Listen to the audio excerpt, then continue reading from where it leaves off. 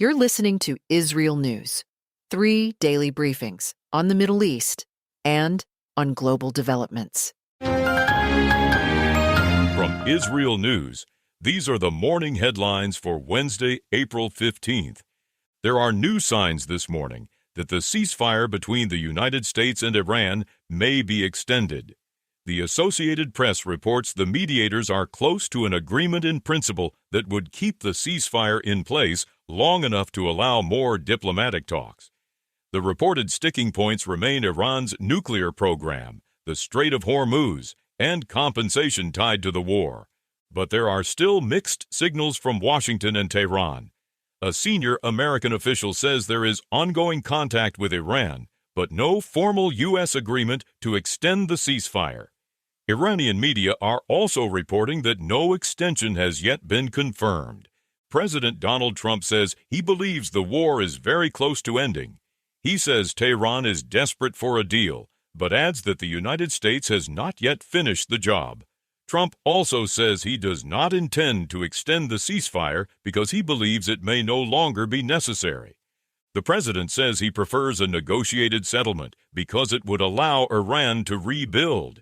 He also claims there is now a different regime in Tehran and says the radicals are no longer there. In a post on Truth Social, Trump says China is pleased that he has permanently opened the Strait of Hormuz and says he is doing it for China and for the world. He also says China has agreed not to send weapons to Iran. Meanwhile, the Washington Post reports the United States is sending additional forces to the region. About 6,000 troops are said to be arriving aboard the aircraft carrier George Bush and its escort ships, with another 4,200 Marines expected later this month.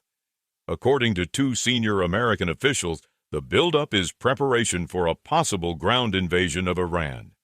There are also reports of a possible ceasefire between Israel and Lebanon. A senior Iranian source tells Lebanese media that a ceasefire with Israel will begin tonight, but an Israeli official says only that contacts are taking place and stresses that Israeli fire will continue as long as Hezbollah continues launching attacks. In Israel, a dramatic confrontation is unfolding between the government and the judiciary. The High Court is hearing petitions seeking the removal of National Security Minister Itamar Ben Gvir. During the hearing, several justices warned that politicization of the police is a grave danger to democracy. But before the hearing even begins, Justice Minister Yariv Levin issues a stunning declaration. He says that if the High Court orders Ben Gvir removed from office, the government will refuse to comply. Levin says the court has no authority to dismiss a minister and declares that any such ruling would have no validity.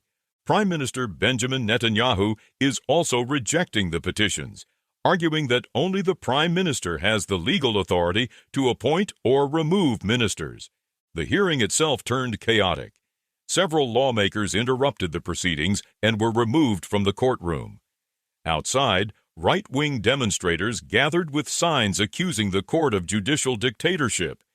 In the United States, social media figure Dan Bilzerian has confirmed a run for Congress in Florida. Bilzerian has repeatedly posted antisemitic and anti-Israel statements online. He is entering the Republican primary against Congressman Randy Fine. In sports, Deni Avdija made history. He became the first Israeli ever to reach the NBA playoffs, leading Portland with 41 points and 12 assists in a play-in victory over Phoenix. And in financial news, the U.S. dollar fell below 3 shekels for the first time in more than 30 years. Analysts say the move reflects both a weaker dollar and a stronger shekel, driven by optimism about a possible end to the conflict with Iran. On Wall Street, the Dow edged higher in early trading, rising above 48,580, as investors continue to bet on an eventual resolution to the U.S. Iran conflict. The S&P 500 and NASDAQ are also slightly higher. Those are the latest headlines from IsReal News. Follow IsReal News for 3 daily briefings. Fast, factual, and to the point.